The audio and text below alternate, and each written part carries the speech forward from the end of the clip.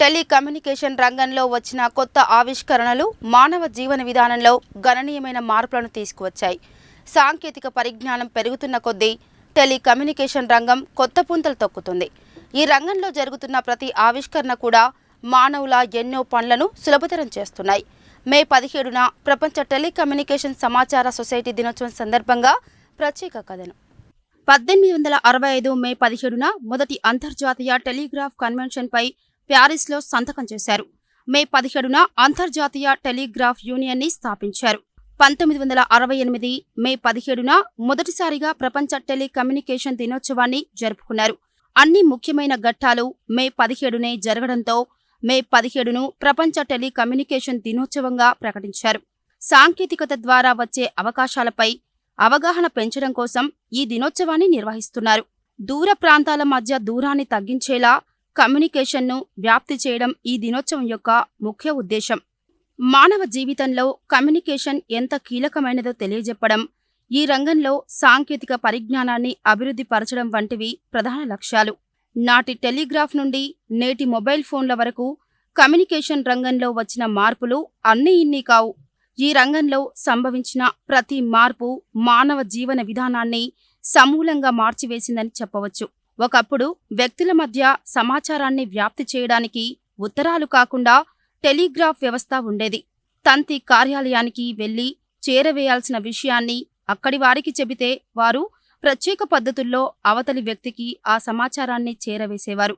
అప్పట్లో తంతి కార్యాలయాలు తపాలా కార్యాలయంలో భాగంగా ఉండేవి. అనంతరం ఈ రంగంలో వచ్చిన గొప్ప మార్పు టెలిఫోన్. ల్యాండ్లైన్ ఫోన్ ద్వారా ఇరువురు వ్యక్తుల మధ్య సంభాషణ సులభతరమయ్యింది. ఇది సమాచార మార్పిడి రంగంలో ఎన్నో కీలక మార్పులకు నాంది పలికింది. ల్యాండ్లైన్ ఫోన్లు అందించిన విజయం స్ఫూర్తితో మరిన్ని పరిశోధనలు చేపట్టిన శాస్త్రవేత్తలు కార్డ్లెస్ ఫోన్ తయారు చేశారు. వైర్ అవసరం లేకుండానే పరిమిత దూరం వరకు ఇవి పనిచేసేవి. ఇది అప్పట్లో స్టేటస్ సింబల్గా ఉండేదంటే ఆశ్చర్యం కలగక మానదు. ఈ రంగంలో మరిన్ని పరిశోధనలు సాగించిన శాస్త్రవేత్తలు పేజర్ను కనుగొన్నారు. పేజర్తో ఇరువురు వ్యక్తులు నేరుగా మాట్లాడుకునే అవకాశం లేకపోయినప్పటికీ అవతలి వ్యక్తికి మెసేజ్ను చేరవేసేది. ఈ వ్యవస్థను మరింత ఆధునీకరించిన క్రమంలోనే మొబైల్ ఫోన్ ఆవిష్కృతం అయ్యింది. మొబైల్ ఫోన్ ఆవిష్కరణలో టెలికమ్యూనికేషన్ రంగం ముఖచిత్రమే మారిపోయింది. నెట్వర్క్ ఉన్న ఏరియాలలో ఇరువురు వ్యక్తులు నేరుగా మాట్లాడుకోవడం, సందేశాలు పంపడం సులభతరమయ్యింది. మొబైల్ ఫోన్ ఆవిష్కరణలో మరో కీలక ఘట్టం ఆండ్రాయిడ్ ఫోన్ల ఆవిష్కరణ. ఆండ్రాయిడ్ ఫోన్ల రాకతో ప్రపంచమే ఒక కుగ్రామంగా మారిందనడంలో ఆశ్చర్యం లేదు. మొబైల్ ఫోన్ విప్లవం ప్రారంభమైన కొత్తలో ధరలు కాస్త ఎక్కువగా ఉన్నప్పటికీ అనేక బడా కార్పొరేట్ కంపెనీలు ఈ రంగంలోకి ప్రవేశించడంతో ధరల యుద్ధం మొదలై కాలింగ్ రేట్లు, డేటా రేట్లు సామాన్యునికి అందుబాటులోకి వచ్చాయి. మొదట్లో అవి సంపన్నులకు, ఆర్థికంగా మంచి స్థితిలో ఉన్నవారికే పరిమితమైనప్పటికీ కంపెనీల మధ్య నెలకొన్న పోటీ కారణంగా ధరలు దిగివచ్చి సామాన్యులకు సైతం అందుబాటులోకి వచ్చాయి. ప్రపంచంలో ఏ దేశంలో ఉన్నా ఒకరినొకరు చూస్తూ వీడియో కాల్ ద్వారా మాట్లాడుకునే సౌలభ్యం కూడా అందుబాటులోకి వచ్చింది. దీంతో ఎక్కడో సుదూరంగా విదేశాలలో ఉంటున్నారనే భావన దాదాపుగా తొలగిపోయిందనే చెప్పవచ్చు. టెలికాం రంగంలో కొత్తగా వచ్చిన 5G టెక్నాలజీ ఈ రంగంలోనే కాకుండా మానవ జీవన విధానంలో సరికొత్త మార్పులకు తెరతీస్తుందని భావిస్తున్నారు. ఒకప్పుడు మాట్లాడుకోవడానికే పరిమితమైన ఫోన్లు నేడు ఫోటోలు, వీడియోలు తీసుకోవడానికి, పరస్పరం మార్పిడి చేసుకోవడానికి, వస్తువుల అమ్మకాలు, కొనుగోలు చేయడానికి, బ్యాంకు లావాదేవీలు నిర్వహించడానికి కూడా ఉపయోగపడుతున్నాయి. అంతేకాకుండా వైద్య రంగంలోనూ టెలికమ్యూనికేషన్ రంగం పాత్ర తక్కువేమీ కాదు. టెలిమెడిసిన్ అంటే ఎక్కడో మారుమూల ప్రాంతాల్లో ఉన్న వ్యక్తులకు అవసరమైన వైద్య సహాయాన్ని టెలిఫోన్ ద్వారా అందించడం. ఇది గ్రామీణులకు ఎంతగానో ఉపయోగపడుతుంది. టెలికమ్యూనికేషన్ రంగంలో వచ్చిన విప్లవాత్మకమైన మార్పుల వల్లే ఇన్ని సౌకర్యాలు అందుబాటులోకి వచ్చాయి. శాస్త్ర సాంకేతిక రంగం రోజురోజుకు కొత్త పుంతలు తొక్కుతున్న ప్రస్తుత తరుణంలో రానున్న రోజుల్లో టెలికమ్యూనికేషన్ రంగం ఇంకా ఎంతగా మార్పు చెందుతుందో ఊహకు అందని విషయంగా మారింది. మనం పూర్వ కాలంలో చూసినప్పుడు ఈ కమ్యూనికేషన్ వ్యవస్థ అనేది ఒక వ్యక్తి నుంచి ఇంకొక వ్యక్తికి పంపాలంటే ఒక పావురాలతోటి మన లెటర్లు పంపే రోజులు అప్పుడు ఉండేది.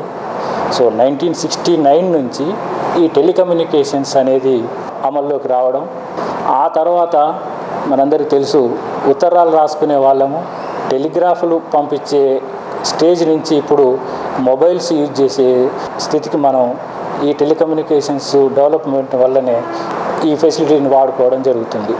ఒకసారి చూస్తే మనకు ఒకప్పుడు ల్యాండ్లైన్ కావాలంటే తత్కాల్ స్కీమ్ అని ఒక వెయిటింగ్లో ఇయర్స్ టుగెదర్ మనం వెయిట్ చేయాల్సిన పరిస్థితులు ఉండేది. అప్పుడు ఒక ఇంట్లో మనకు ఒక ఫోన్ ఉన్నదంటే అది మనం స్టేటస్ లాగా ఫీల్ అయ్యే వాళ్ళం. బట్ ఈరోజు ఆ టెలికమ్యూనికేషన్లో వచ్చిన డెవలప్మెంట్స్ తోటి ప్రతి ఇంట్లో ఒక్కొక్కరికి 2 ఫోన్ల చొప్పున వాడే ఇండ్లు కూడా మనం పరిస్థితులు చూస్తున్నాం. సో ఫస్ట్ ల్యాండ్లైన్, తర్వాత మనం ఓన్లీ ల్యాండ్లైన్ అప్పుడు వాయిస్ పర్పస్ అంటే మనం మాట్లాడుకునే దానికి మాత్రమే వాడుకునేది. తర్వాత బ్రాడ్బ్యాండ్ తీసుకురావడం జరిగింది. ఆ బ్రాడ్బ్యాండ్ ఫెసిలిటీ ఇంటర్నెట్ వాడుతేందుకు, బట్ అక్కడ మనం అప్పుడు ఈ కాపర్ వైర్ తోటి మనం ఇచ్చినప్పుడు ఆ స్పీడ్ అనేది ఓన్లీ 14 kbps మాత్రమే ఉండేది. అది వెరీ లిమిటెడ్ పర్పస్ తోటి ఉండేది. దాని తర్వాత చాలా డెవలప్మెంట్ తీసుకొచ్చేసి WLL ఎక్విప్మెంట్ అని ఒకటి తీసుకొచ్చేసి వైర్లెస్ కమ్యూనికేషన్, ఈ మొబైల్ రాకముందు సీడాట్ టెక్నాలజీ తోటి WLL టెక్నాలజీ తీసుకొచ్చి దాంట్లో కూడా మనం బ్రాడ్బ్యాండ్ అండ్ ఈ వాయిస్ ఫెసిలిటీ ఇవ్వడం జరిగింది. తర్వాత అరౌండ్ 90s మనం ఈ మొబైల్ నెట్వర్క్ అనేది మన ఇండియాలో 90s ఈ మొబైల్ నెట్వర్క్ను మ్యాక్సిమం మనం 1995-96 నుంచి స్టార్ట్ చేయడం జరిగింది. తర్వాత ర్యాపిడ్ ఎక్స్పాన్షన్ చేయడం జరిగింది. సో ఫస్ట్ 2G తోటి స్టార్ట్ చేసిన ఈ నెట్వర్క్ ఇప్పుడు 2G, 3G, 4G, even 5G కూడా మనం BSNL ఫాన్ చేస్తుంది.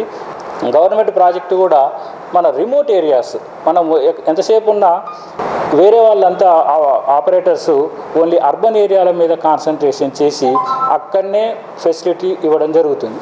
కానీ BSNL రూరల్ ఏరియాలలోకి వెళ్ళి ఎక్కడైతే సిగ్నల్ లేదో అక్కడ BSNL ఇప్పుడు 4G శాచురేషన్ అనే ఒక ప్రాజెక్ట్ స్టార్ట్ అయింది.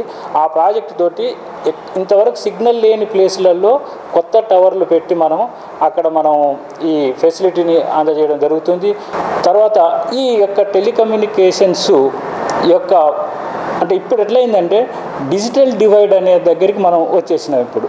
సో డిజిటల్ లిటరసీ ఇది మన రూరల్ ఏరియా వరకు పోవాలనే ఉద్దేశంతో ఈ టెక్నాలజీని రూరల్ ఏరియాకి తీసుకుపోవడం జరుగుతుంది.